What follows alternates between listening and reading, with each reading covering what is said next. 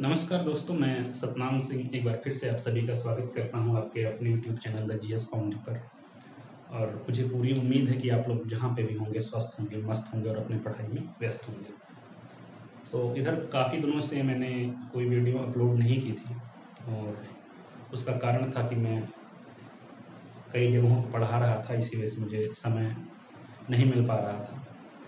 लेकिन वहाँ पे मैंने सारी चीज़ों को क्या कहें कोर्स पूरा करवा दिया है। कोर्स जब पूरा हो गया है तो अब यहाँ पे मैं समय दे सकता हूँ अपने यूट्यूब चैनल पे। और उसी के लिहाजे से मैं आज पहला टॉपिक जो लेकर के आया हूँ वह है भारत में आपातकाल का दौर।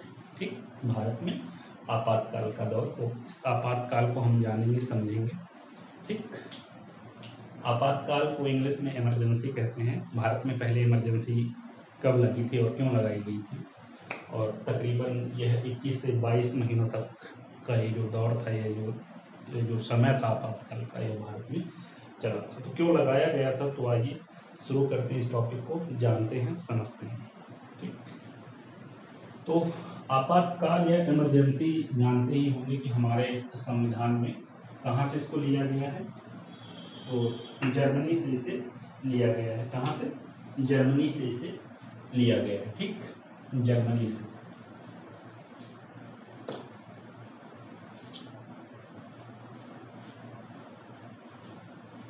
जर्मनी से, ग्रीन से ही लिख देता हूँ। जर्मनी से इसे लिया गया है और ये भारत के संविधान के 352 अनुच्छेद के अंदर इसका वर्णन किया गया है, या 352 अनुच्छेद के अंतर्गत यह आता है।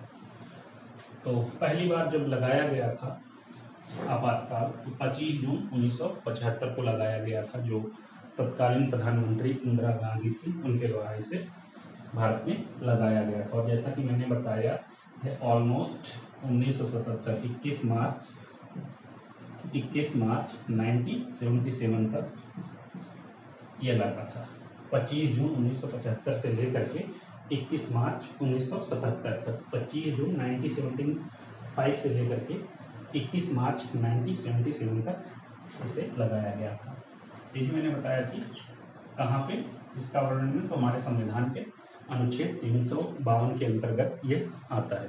साथ में किस देश से लिया गया है, तो वाइमर गणराज्य जर्मनी से इसे लिया गया है। ठीक, और किसके द्वारा इसे लगाया गया था पहली बार, तो इंदिरा गांधी जी के द्वारा लगाया गया था। हमारी प्राइम मिनिस्टर थी उस टाइम में इंदिरा गांधी जी, और जो राष्ट्रपति थे वह फखरुद्दीन अहमद जी थे। कौन? फखरुद्दीन अली अहमद इनका पूरा नाम है, मैंने शॉर्ट में लिखा हुआ है फखरुद्दीन अहमद। तो ये राष्ट्रपति थे और इंदिरा गांधी प्राइम मिनिस्टर थी। और इसका जो मेन कारण था, आपातकाल लगाने का जो मेन रीजन था, वह यह था कि इंदिरा गांधी जी का टकराव किससे हुआ था? न्यायपालिका से। ठीक, न्यायपालिका से या जुडिशरी से, अगर अंग्रेजी में कहें तो जुडिशरी से टकराव हुआ था। और उसी चीज को लेकर के, या जो भी मतभेद हुआ था उसी चीज को लेकर के यह आपातकाल इंदिरा गांधी जी द्वारा लगाया गया था।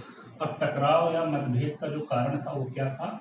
वह 1971 में जो लोकसभा चुनाव हुआ था, लोकसभा चुनाव जो हुआ था, उसमें ऐसा माना गया था कि कुछ धांधलेबाजी हुई है। धांधलेबाजी का मतलब कुछ इलीगल एक्टिविटीज हुई हैं, इसी वजह से न्यायपालिका ने उसकी जांच की और उसमें इंदिरा गांधी जी को दोषी पाया गया था। और इसी वजह से क्या किया गया कि उनके चुनाव लड़ने पे तकरीबन 6 सालों का प्रतिबंध लगा दिया गया था। और साथ में ही उन्हें इस्तीफा देने के लिए कहा गया था। तो जो आपकी रायबरेली सीट है, ठीक, 1971 में जो रायबरेली सीट है, वहाँ से 2 उम्मीदवार खड़े हुए। एक थे राजनारायण जी, और अन्य भी रहे होंगे, लेकिन जो माना गया, जिन्होंने कहा कि इंदिरा गांधी जी ने क्या किया है कि इलीगल सोर्सेस का उपयोग करके चुनाव को जीता है, चुनाव में धांधलेबाजी हुई है, उसको लेकर के राजनारायण जी चले गए थे कहाँ पे, हाई कोर्ट चले गए थे। ठीक, तो कौन, राजनारायण जी थे और इंदिरा गांधी जी कहाँ पे, रायबरेली सीट। ठीक, और चुनाव में क्या कहा गया, धांधलेबाजी हुई।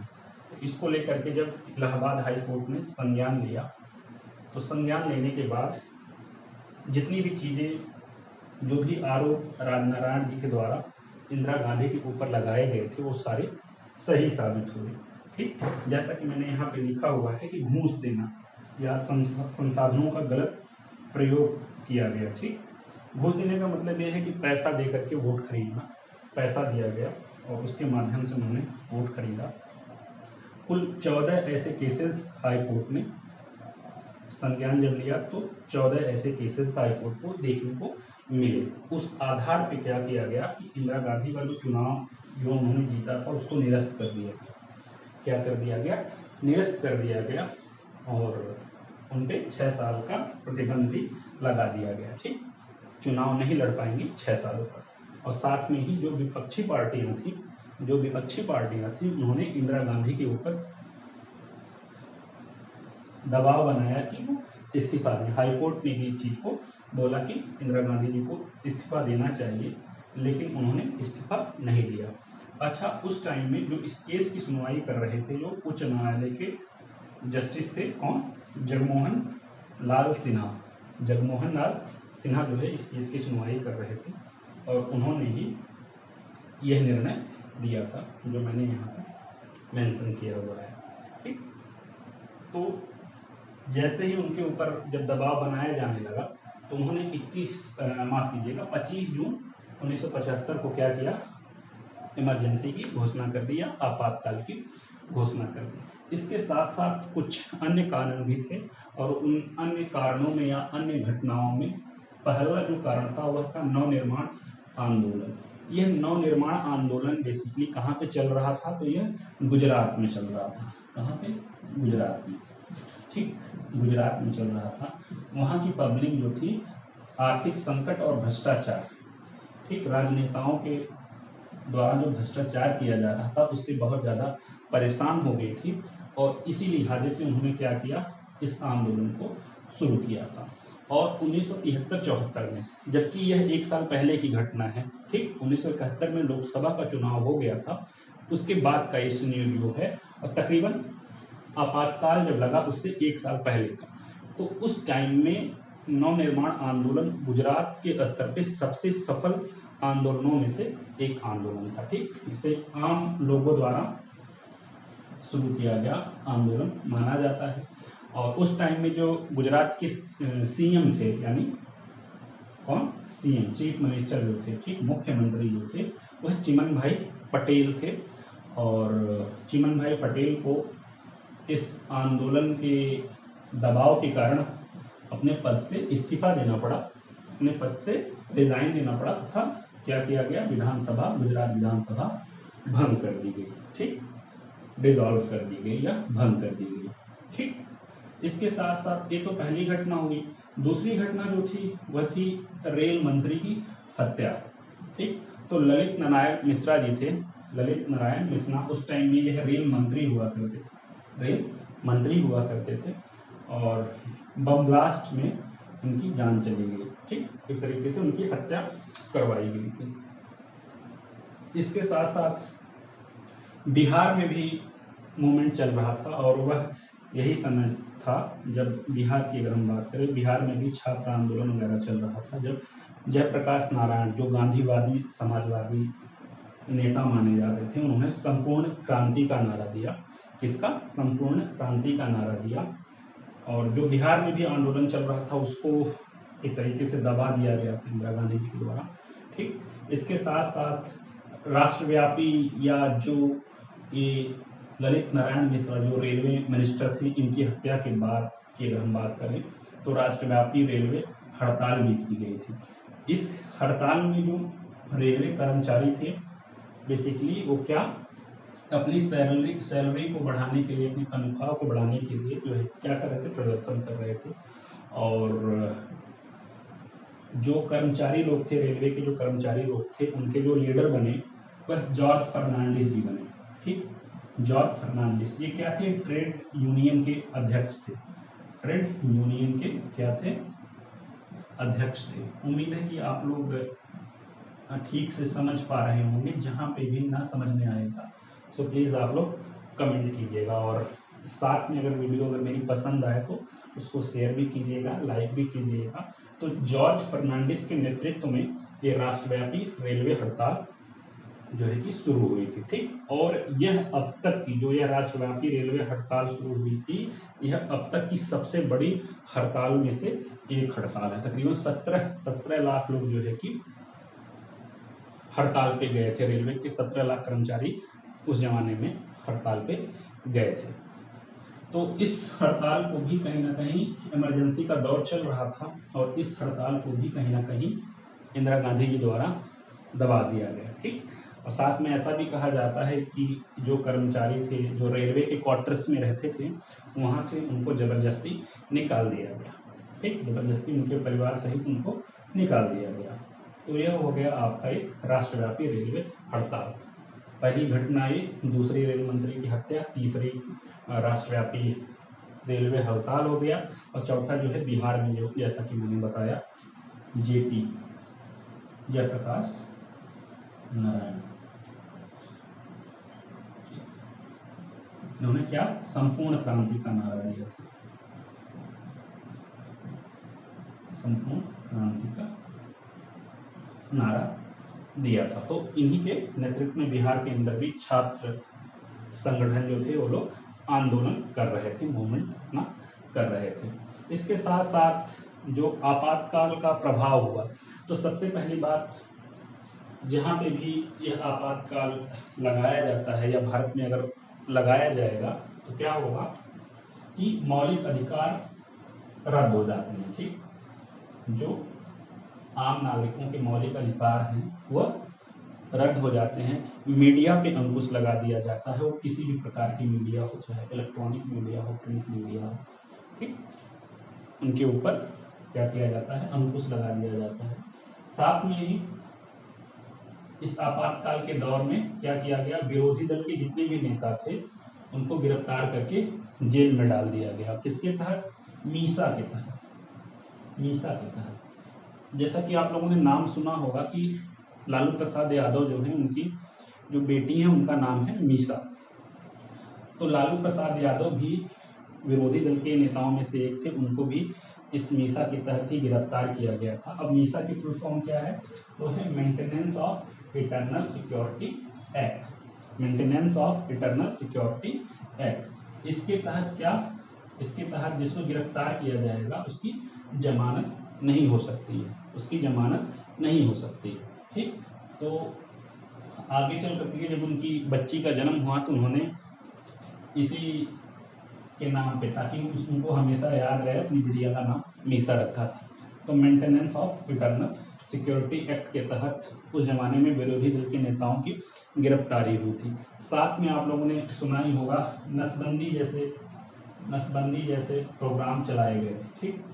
नसबंदी जैसे प्रोग्राम चलाए गए थे, जहाँ पर भी कहीं पे भी लोग दिख जाते थे, माफ कीजिएगा, जहाँ कहीं पे भी लोग दिख जाते थे उनको पकड़ करके जबरदस्ती उनकी नसबंदी कर दी जाती थी। और पॉपुलेशन कंट्रोल करने के लिए ऐसा माना जाता है उस टाइम में ये किया गया था। तो यह आपातकाल के कुछ प्रभाव थे, और यह कुछ अन्य घटनाएं थी जो आपातकाल के तकरीबन ठीक 1 साल पहले और कुछ घटनाएं उसके बाद किया उसी दौर की हैं, ठीक। तो यह 4 से 5 घटनाएं जो थी उस टाइम में हुई थी। और यहाँ पे जो मामला था, जहाँ से शुरुआत कैसे हुई थी आपातकाल की, उससे संबंधित चीज़ों के बारे में हम लोगों ने चर्चा किया। तो मुझे पूरी उम्मीद है कि ये वीडियो आपको समझ में आया होगा, यह क्लास आपको समझ में आई होगी, यह टॉपिक आपको समझ में आया होगा। जाते जाते मैं एक बार इसको फिर से थोड़ा सा एक सरसरी निगाह में इसको फिर से एक्सप्लेन कर देता हूँ। तो जैसा कि मैंने बताया कि आपातकाल का दौर टॉपिक का नाम है, और आपातकाल का जो प्रावधान है वो कहाँ से? जर्मनी से लिया गया है, और हमारे संविधान के अंतर्गत यह 352वें अनुच्छेद में आता है। और 25 जून 1975 को जो तत्कालीन प्रधानमंत्री थी उनके द्वारा इसे लगाया गया था, जो कि कब तक चला? 21 मार्च 1977 तक यह चला। ठीक, उस टाइम में जो राष्ट्रपति थे, अब प्रधानमंत्री के बारे में अधिकतर लोगों को पता होता है, लेकिन पेपर में ऐसा पूछ सकता है कि जब भारत में पहला आपातकाल लगाया गया था तो उस टाइम में भारत का राष्ट्रपति कौन था? तो फखरुद्दीन अली अहमद जी उस टाइम में भारत के राष्ट्रपति थे। और आपातकाल लगने का जो कारण था, उसमें जो मेन कारण माना जाता है वह है न्यायपालिका से, इंदिरा गांधी का न्यायपालिका से जो टकराव हुआ था वो।